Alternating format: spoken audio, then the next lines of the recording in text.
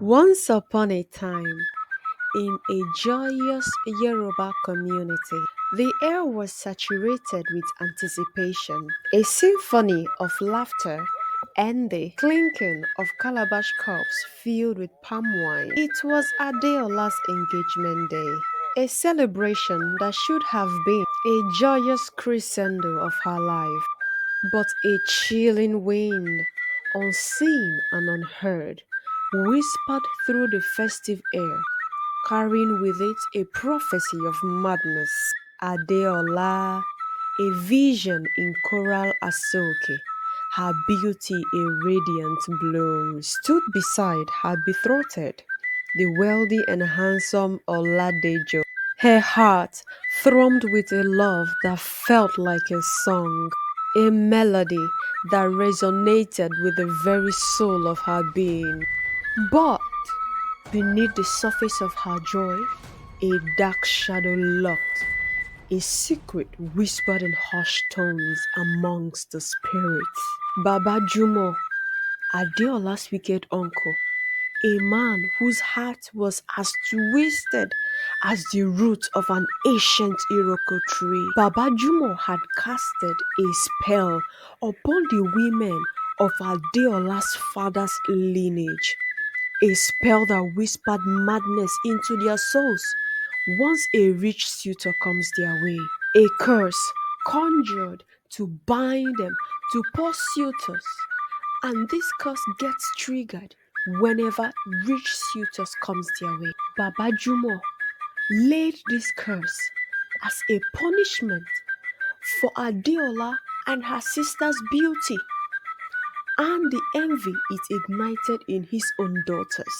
Jumo, a man consumed by bitterness, had watched as wealthy suitors flocked to Adeola and her sisters, their eyes gleaming with admiration, while his own daughters, plain and overlooked, remained unwed, without a single suitor, asking if they are humans or spirits, their beauty a pale reflection of Adeola's radiant glow. So he had turned to dark art, weaving a web of malevolent magic, a curse that would bind the women of Adeola's family to a life of despair, such that his daughters are already suffering. As the engagement ceremony reached its peak, the drums pounding a rhythm of celebration, Adeola felt a strange chill crawl down her spine. The laughter around her seemed to fade, replaced by a hollow echo. Her vision blurred, the vibrant colors of the celebration fading to a dull gray. Adeola, her mother cried, her voice laced with alarm. What is this? Why do you stare so blankly? Are you all right? Adeola, her mind caught in the grip of Baba Juma's curse, began to run. She ran through the worried crowd, her eyes wide and unseeing, her movements erratic and wild, just as if something else has taken control of her. The guests gasped, the drums fell silent, and a hush descended upon the village. Adeola! Adeola! Adeola! Stop running! Her brother and her sisters kept calling and chasing after her, but she wouldn't stop running. Adeola, caught in the vortex of Jumo's malevolent magic, ran until she reached the sacred forest where her soul was tied, a place of ancient trees and whispering spirits. There, she collapsed, her mind a swirling storm of confusion and terror. What is happening to Adeola? Her mother, her heart breaking, knew that the situation was more spiritual than it was physical. And as she watched Adeola, her beloved daughter, Consumed by madness, she knew she had to act, and quickly. Their family, being dedicated Christians, sought the wisdom of their parish priest, Father Peter. Father Peter was a man who walked the path between the world of mortals and the realm of spirit through the power of God Almighty. Father Peter, with his deep knowledge of spiritual matters and the power of prayer, understood the nature of the curse. He knew that the only way to break it was to confront it with a force greater than the darkness that had been unleashed. Father Peter gathered the elders and the women of the village, their hearts filled with fear and hope. They gathered in the sacred forest, their voices rising in a chorus of prayer, a plea to the Lord Almighty.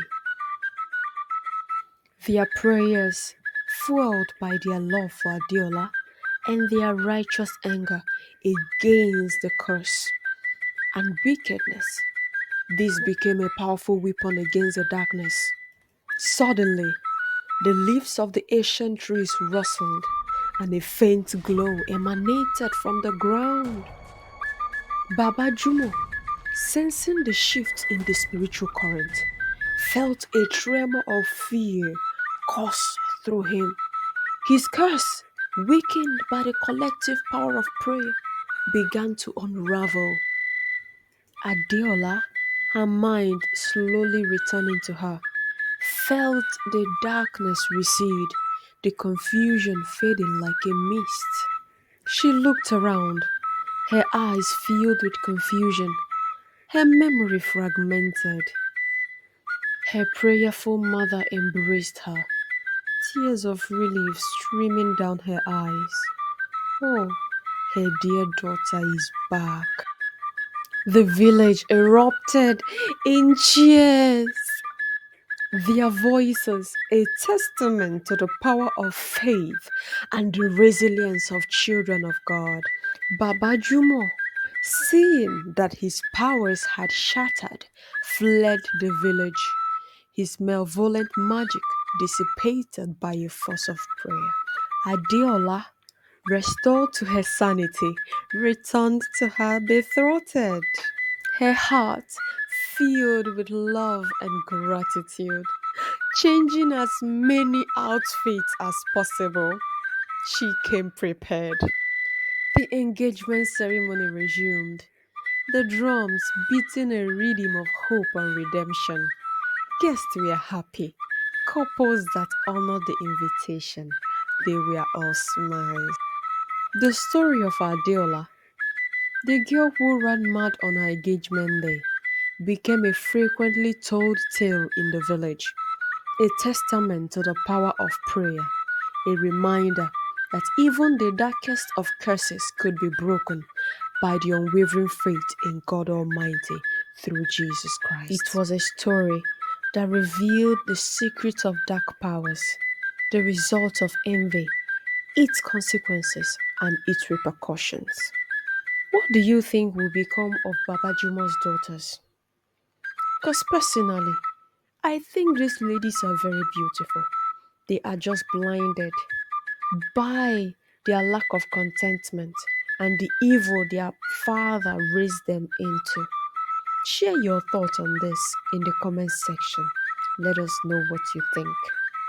Click the subscribe button and turn on your notification to be the first to know when another interesting story like this one is made available.